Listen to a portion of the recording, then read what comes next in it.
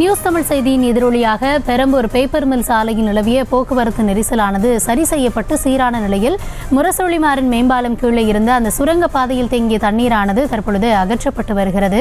இதுகுறித்த விவரங்களோடு களத்திலிருந்து இணைகிறார் எம்முடைய செய்தியாளர் கார்த்திகேயன். வணக்கம் கார்த்திகேயன், தேங்கியிருந்த தண்ணீரானது முற்றிலுமாக வெளியேற்றப்பட்டு விட்டதா? எந்த அளவிற்கு பணி நடைபெற்று வருகிறது? விரிவான விவரம். வணக்கம் கௌதமி. சென்னை முரசொலிமாறன் மேம்பாலம் கீழே உள்ள சுரங்கப்பாதையில் மழை நீரால் சூழப்பட்ட நிலையில் சென்னை பேப்பர் மில் சாலையில் கடும் போக்குவரத்து நெரிசல் ஏற்பட்டது. இது குறித்தான செய்தியானது நமது நியூஸ் தமிழ் தொலைக்காட்சியில் ஒளிபரப்பு செய்யப்பட்டது.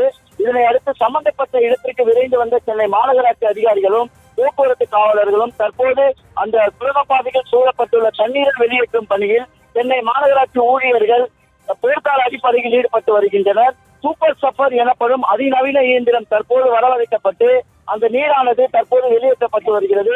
இதற்கிடையே செம்பியம் உதவி காவல் ஆணையாளர் தலைமையிலான போக்குவரத்து போலீசார் தற்போது அந்த சம்பவ இடத்தில் போக்குவரத்தினை சரி செய்யும் பணியில் ஈடுபட்டு வருகின்றனர்.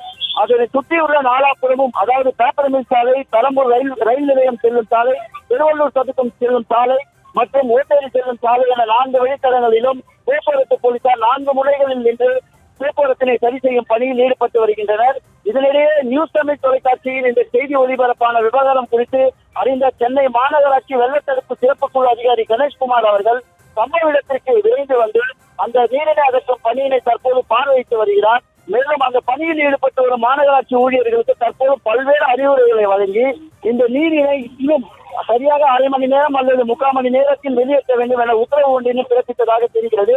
இதற்கிடையே சென்னை மாநகராட்சி ஊழியர்கள் மற்றும் அதிகாரிகள் தற்போது போர்க்கால அடிப்படையில் அந்த சுரங்கப்பாதையின் கீழ் உள்ள அந்த தண்ணீரை வெளியேற்றும் பணியிலும் ஈடுபட்டு வருகின்றனர்.